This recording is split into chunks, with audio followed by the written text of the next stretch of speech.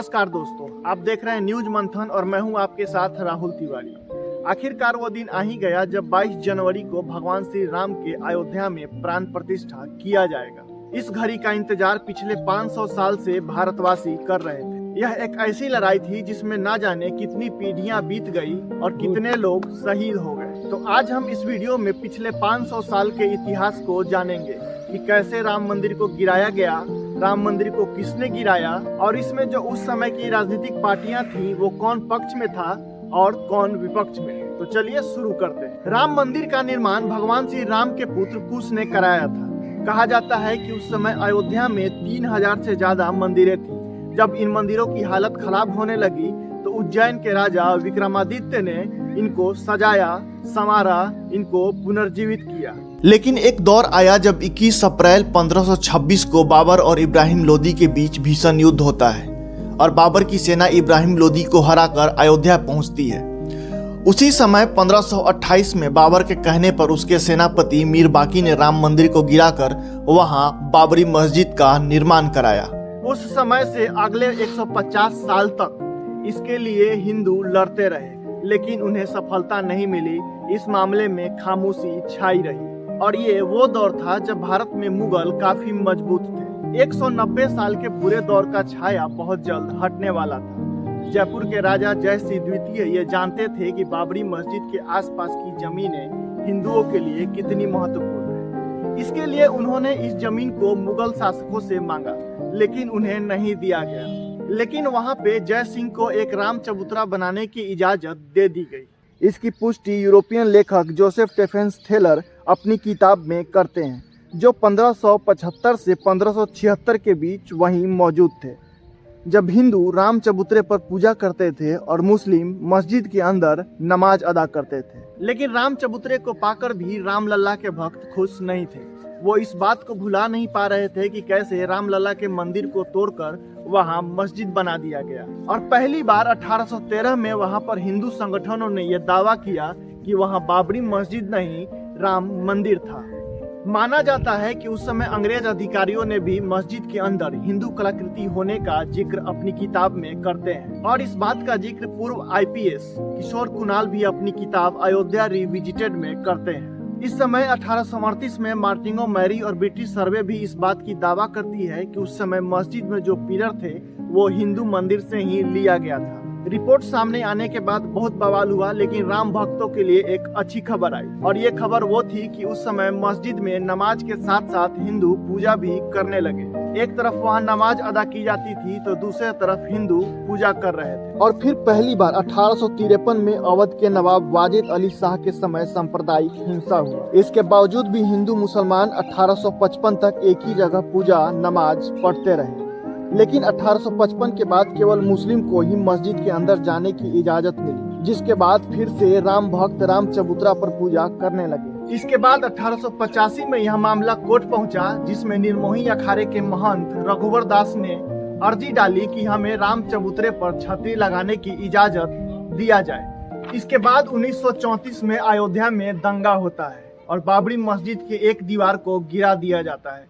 लेकिन कुछ समय बाद इस दीवार को पुनः जोड़ दिया जाता है और उस मस्जिद में मुस्लिमों को नमाज पढ़ने से रोक दिया जाता है। ये वो दौर था जब भारत में अंग्रेजी हुकूमत थी। उस समय कोई सुनने वाला नहीं था और न ही कोई संगठन उतनी मजबूत थी जो आवाज उठा सके। राम लल्ला के लिए उस समय कोई लड़ रहा था तो वो था आम राम भक्त। इसी बीच आता है 1947, जब भारत पूर्णतः आजाद हो चुका था और अब राम भक्तों को लगने लगा था कि अयोध्या में राम लल्ला की मंदिर बन ही जाएगी। लेकिन ऐसा कुछ होता नहीं है। फिर 30 दिसंबर 1949 ये वो दिन था जब कहा जाता है कि विवादित ढांचे के अंदर भगवान श्री राम की मूर्ति प्रकट हुई और वहां से घंटियों की आवाज आने लगी।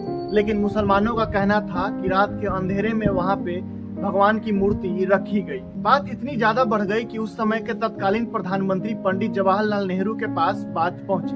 पंडित जवाहरलाल नेहरू ने कहा कि वहां से मूर्ति हटाकर हालात पहले जैसा कर दिया जाए। इसके लिए उस समय के डिस्ट्रिक्ट मजिस्ट्रेट के नायर को यह आदेश दिया गया कि वहां से मूर्ति हटाकर पहले जैसा हालात कर दिया जाए। लेकिन के नायर ने अपना हाथ खड़ा कर दिया और साथ ही अपना इस्तीफा भी गवर्नमेंट को सौंप दिया। साथ ही के नायर ने गवर्नमेंट को यह सुझाव दिया कि वहां से मूर्ति हटाने के बजाय उसे जाली से घेर दिया जाए, और यह बात पंडित जवाहरलाल नेहरू को पसंद आती है और उनका इस्तीफा नामंजूर कर दिया जाता है। इसके बाद 1950 में हिंदू सभा के वकील गोपाल सिंह विशारद ने कोर्ट में अर्जी डाली कि वहां पे हिंदुओं को पूजा करने का अधिकार दिया जाए, लेकिन कोर्ट में अर्जी डाले 35 साल बीत गए और रिजल्ट 0 था। तो वही हिंदू महासभा और मुस्लिम वक्फ बोर्ड अपने अपने तरीके से बाबरी मस्जिद के जमीन को हथियाने में लग गए।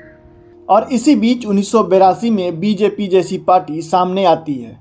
उस समय बीजेपी, हिंदू महासभा और संघ अपने अपने तरीके से राम मंदिर के लिए लड़ रहे थे, जिसके बाद 1984 में बिहार के सीतामढ़ी से अयोध्या तक रथ यात्रा निकालने की तैयारी की जाती है, लेकिन इंदिरा गांधी की हत्या होने से इसे टाल दिया जाता है। इसके बाद 1986 में शाहबानो केस मामला सामने आता है, जिसमें महिला गुजारा भत्ता के लिए केस दायर करती है और राजीव गांधी मुस्लिमों को खुश करने के लिए अदालत के फैसले को पलट देते हैं। राजीव गांधी के इस फैसले से मुस्लिम तो खुश हो जाते हैं, लेकिन वहीं हिंदू नाराज हो जाते हैं। अब राजीव गांधी हिंदुओं को खुश करने के लिए बाबरी मस्जिद का ताला हिंदुओं के लिए तुड़वा देते हैं और हिंदुओं को पूजा करने की अनुमति मिल जाती है, जिससे मुस्लिम नाराज हो जाते हैं। इसके बाद 22 फरवरी 1986 को बाबरी मस्जिद कमेटी का गठन कर दिया जाता है। तो वहीं लाल कृष्ण आडवाणी सोमनाथ से अयोध्या तक की रथ यात्रा निकालते हैं, जिसमें बिहार में लालू प्रसाद यादव द्वारा उन्हें गिरफ्तार कर लिया जाता है। इसके बाद 1992 में लाखों की संख्या में कार सेवक अयोध्या पहुँचते हैं और विवादित ढांचे के तीनों गुम्बदों को एक एक करके गिरा देते हैं। जवाबदेही कल्याण सिंह सरकार पर थी।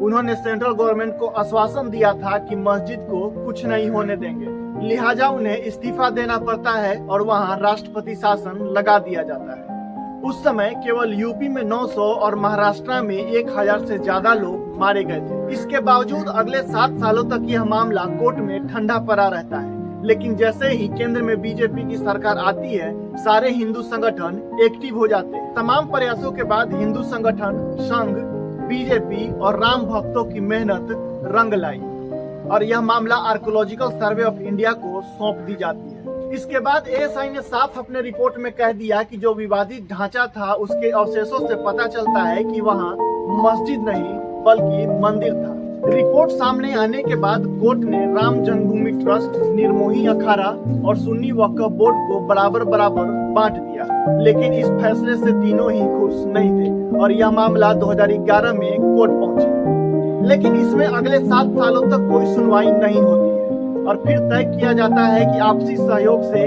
आपसी बातचीत से मामले को सुलझा लिया जाए। और जब आपसी सहमति से भी कोई हल नहीं निकलता है तो कोर्ट सारे दस्तावेजों को अंग्रेजी में ट्रांसलेट करने को कहता है और अगस्त 2019 को सारे मामले की सुनवाई पूरी कर ली जाती है और उसी साल 9 नवंबर 2019 को कोर्ट यह फैसला सुनाती है कि वहां बाबरी मस्जिद नहीं बल्कि राम मंदिर था। इसके लिए विवादित जमीन को राम भूमि ट्रस्ट को दे दिया जाए।